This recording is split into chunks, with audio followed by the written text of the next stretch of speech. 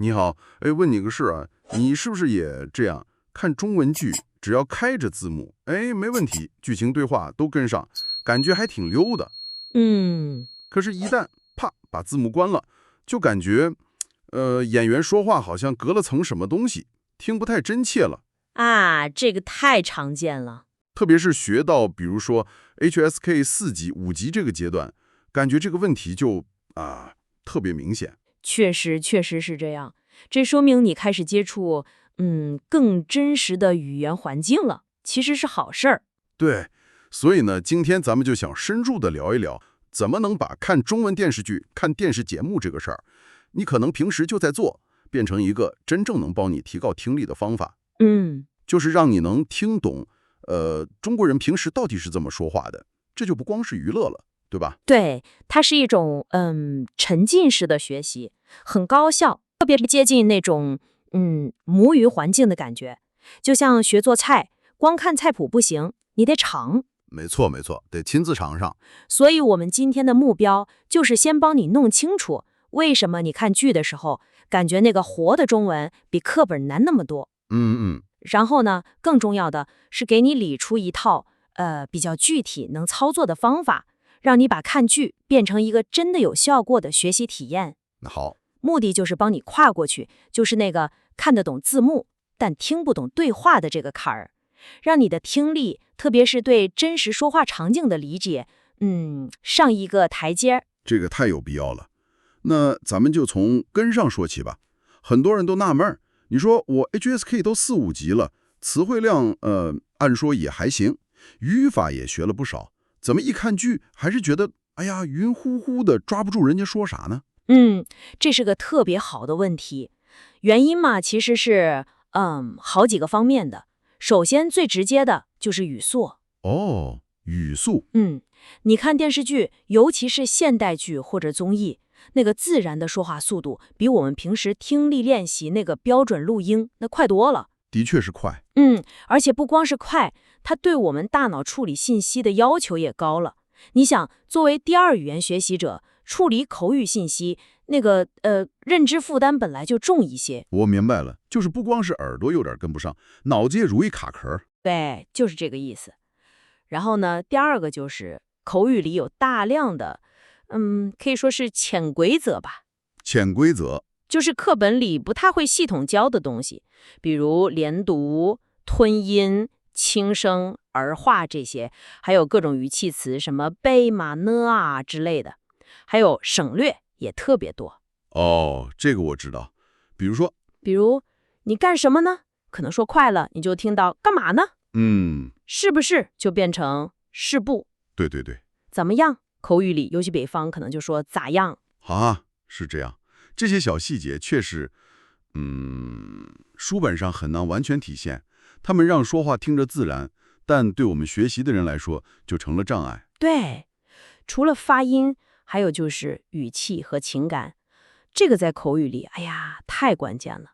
有时候啊，说话人那个调调，就是他的语调、重音、停顿，比他具体用哪个词儿更能说明他的真实想法。有道理。比如说，同样一句话，语气不一样，意思可能完全相反，可能是关心，也可能是讽刺。的确，你看一些喜剧或者像吐槽大会那种节目，很多笑点儿，很多那个包袱，就是靠演员那个语气、那个表演撑起来的。光看字幕体会不到那个感觉。有时候演员一个眼神或者一声哼，信息量比台词还大。对，还有一个层面呢，就是文化和社会背景。这个在新闻、访谈或者一些现实题材的剧里特别明显，你会听到很多新词儿、热词儿，比如前几年的内卷，对吧？还有躺平。啊，知道。你能听懂这些词儿，而且理解它的意思，就说明你的中文，是跟上时代了。我明白了。所以说，刚开始听不懂剧里的对话，完全是正常的现象，因为我们听到的是活生生的，带着说话人情绪、有特定语境，还有文化印记的，真实的语言。对，这跟课本里那种相对来说比较标准静态的语言差别太大了。认识到这点很重要。对，没错。理解了这个差别，我们后面练起来才能更有方向。好，那既然知道难在哪儿了，关键问题就来了。具体我们该怎么做？怎么才能把看剧变成有效的听力练习呢？总不能就稀里糊涂看个热闹吧？我试过，好像看完剧情挺精彩，但听力没啥长进呢。说得对，这就需要从被动的看变成主动的听。我这儿呢有个方法可以试试，我们叫它听力3步法。听力3步法，听起来有点厉害，像武功秘籍似的。哈哈，没那么玄，但确实需要一点儿章法。第一步叫做带字幕精听。等等，咱们不是要练习脱离字幕吗？怎么第一步还是带着字幕？哎，这一步的目的啊，不是马上就要求你听懂每个词儿，是让你先熟悉一下真实对话的那个水温。水温就是它的自然语速、语调的起伏、说话的节奏感。你想学唱歌，总得先熟悉那个旋律，对吧？有道理。所以你可以选一个短一点的片段，比如说2-3分钟的一段对话，打开中文字幕，认真听。你可以留意一下生词，但更重要的是去感受这句话他说的快还是慢，他当时的情绪是激动呢，还是挺平静的。哪个词他好像说的特别重？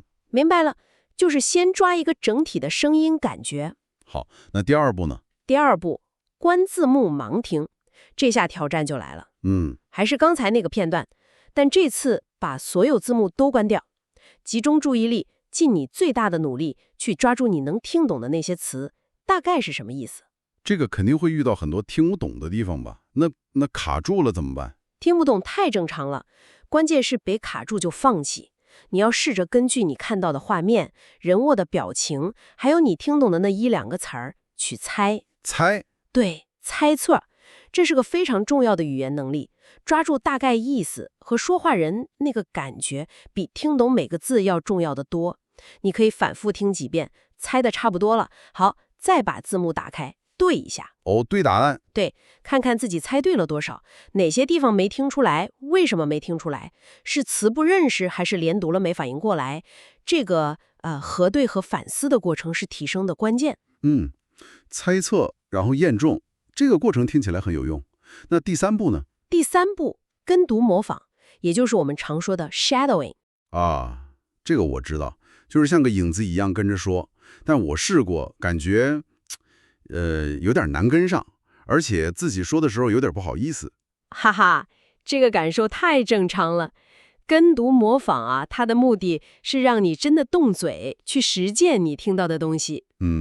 你可以听一句，按个暂停，然后试着模仿演员的发音、语调、语速，甚至包括那些很细微的停顿和感情色彩。模仿所有细节。重点不是说要100%一模一样，那个太难了。关键是抓住那个味儿。味儿？对，就是那个感觉。比如同样是你什么意思啊？如果演员是生气，可能说的又短又快，调子往上扬，你什么意思啊？如果是惊讶呢，可能就拖得长一点，还有拐弯，你什么意思啊？这种由情绪带出来的语调变化是课本里很难学到的。你去模仿这个，能让你的口语听起来特别自然，有表现力。刚开始跟不上没关系，你就先模仿那个整体的旋律感。汉语的声调不是有起有伏吗？像波浪一样，你先抓住那个大的感觉。原来如此，模仿的重点是神似，不强求形似。这个3步法听起来很系统啊。它把一个本来挺被动的娱乐，变成了一个主动的，需要调动好几个感官去参与的学习过程。对，我感觉这不光是练听力、练口语了，好像也是在学习怎么去理解别人的情绪和意图，有点像上情商课。哈哈，可以这么理解。因为真实的交流，它远远不只是字面意思，对吧？你观察演员的表情、动作，甚至他们不说话的时候，那个沉默，都能提供很多重要的信息。比如，你看圆桌派那样的谈话节目，有时候嘉宾之间一个眼神儿，或者一个意味深长的停顿，比说一堆话还有力量。确实。所以我们要学着去听那个气氛，去听话外音。一个很简单的词，比如好吧，你看，根据语气和场景不同，可能是挺高兴的同意了，也可能是没办法，只好接受，甚至可能是一种委婉的拒绝。这个有意思。那我是不是可以准备个小本子，专门记这些？比如看到哪个场景有句台词特别有意思，我就把它记下来，旁边再稍微标注一下当时说话人那个语气，还有给我的感觉。哎，这个习惯非常好。像之前看奇葩说，有个人说：“你先别急着反驳我。”当时那个语气特平静，但是又感觉很有力量，不容置疑。对对，做这种情绪语言笔记，长期积累下来，你的耳朵还有你对语言的那种敏感度会大大提高的。好，方法有了，那接下来一个大问题就是看什么，选什么内容。这个问题肯定很多人都想问，老师，我到底该看什么剧、什么节目，进步才快呢？是不是越难的越好？这确实是个高频问题，也是一个常见的误区。选内容的关键不是说哪个名气大，或者哪个看着难就一定好，关键是2个字：合适。合适？对，就是适不适合你现在的水平，还有你的学习目标。你不能一上来就挑战那个难度太大的，比如古装剧里面好多微臣告退、陛下息怒这种话，现在谁还这么说呀？哈哈，确实用不上。对吧？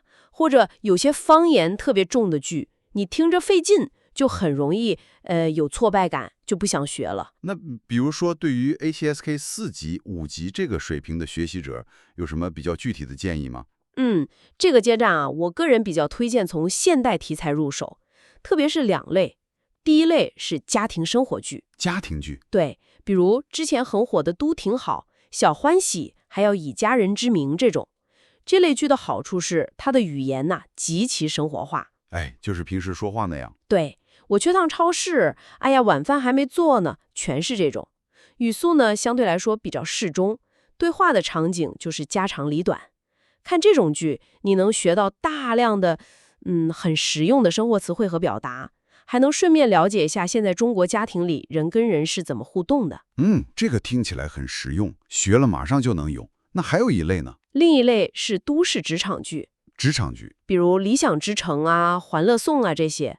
如果你对工作环境比较感兴趣，或者说你需要学一些在相对正式一点的场合怎么说话，那看这类剧就很有帮助。你可以特别留意一下里面的人物是怎么做工作汇报的，怎么跟同事、客户沟通，怎么表达不同意见，还有一些常用的礼貌用语，像麻烦您帮我看一下，请问您现在方便说2句吗？等等。明白了，就是根据自己的需要和兴趣来选。那如果说水平再高点儿，或者想接触更多样化的语言风格呢？对于进阶的学习者，我强烈推荐另外2类内容。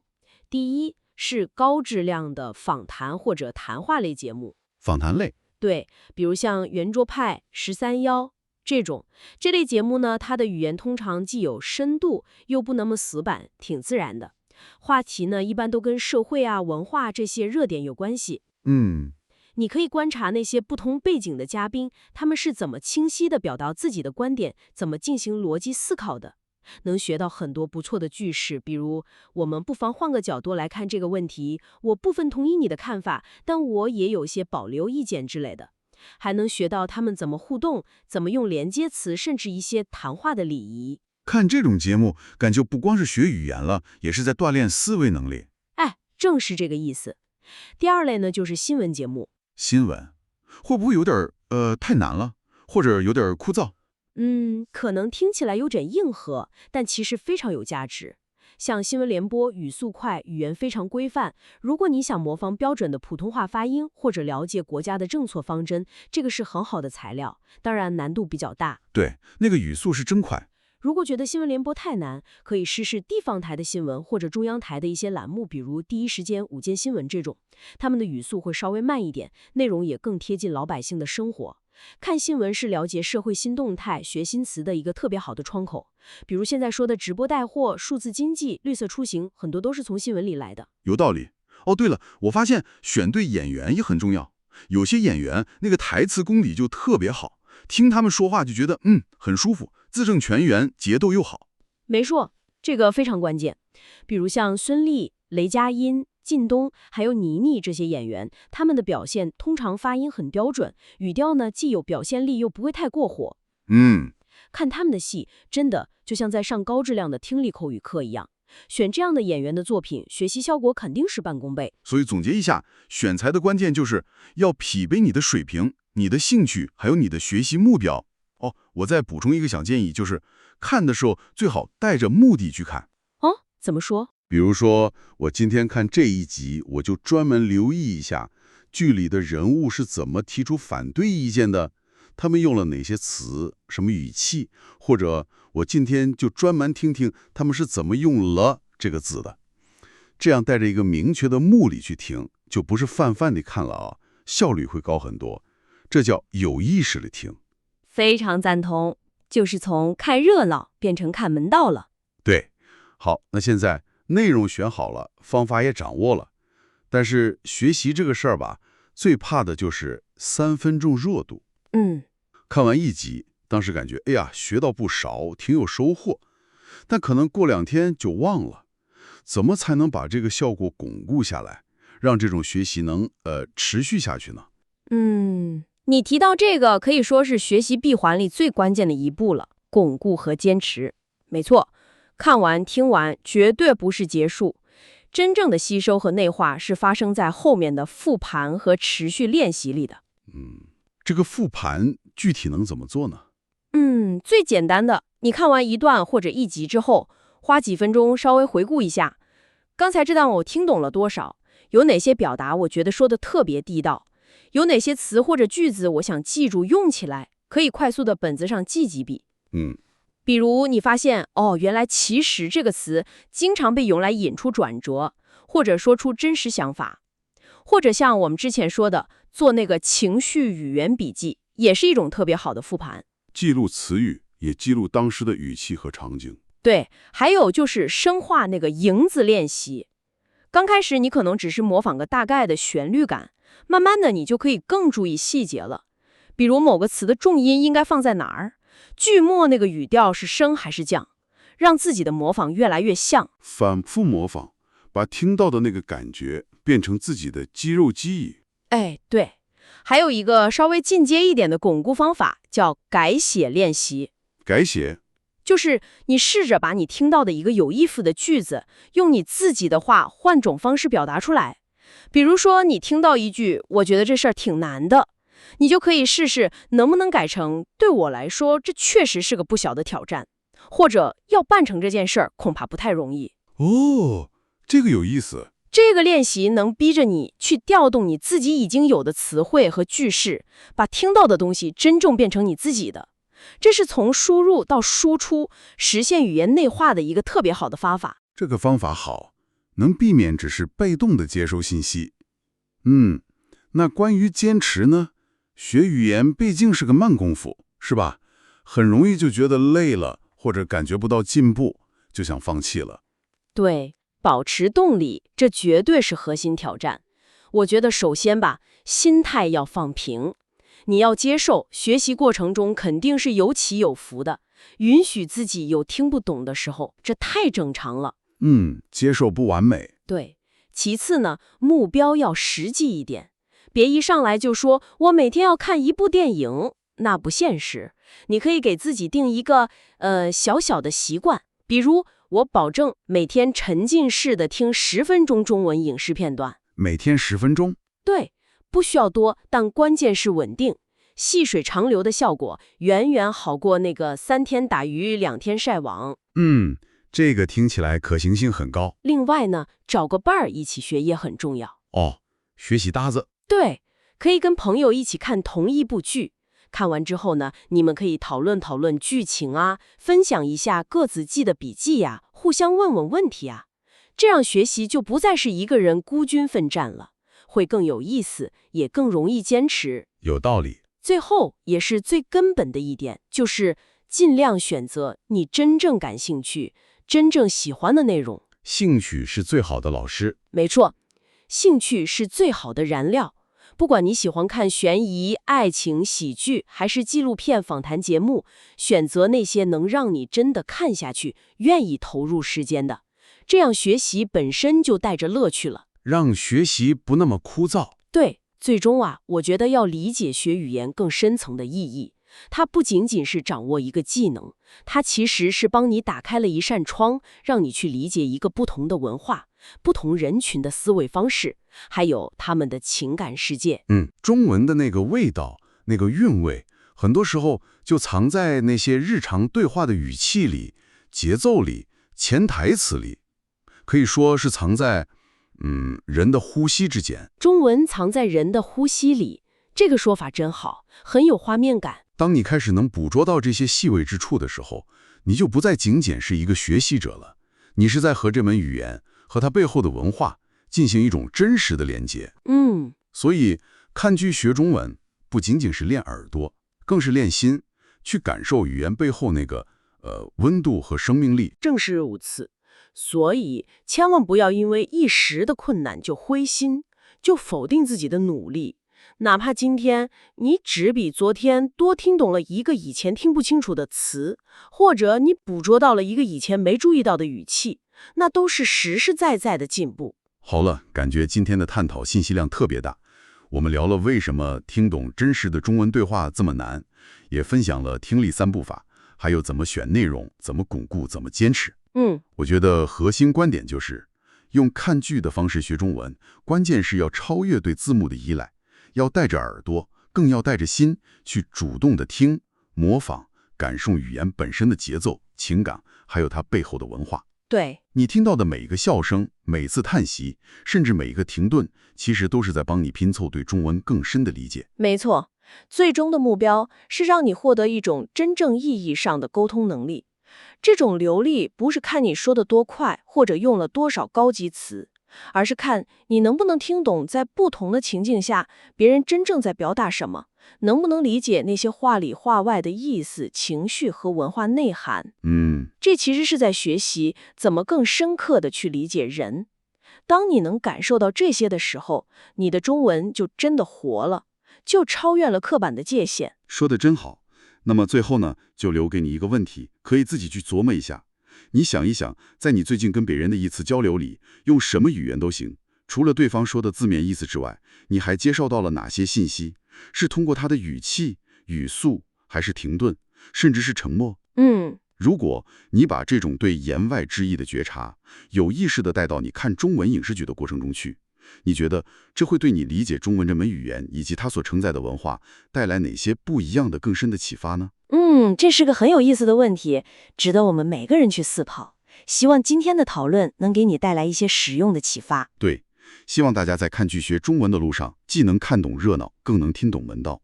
非常感谢你的收听，我们下次再见。下次见。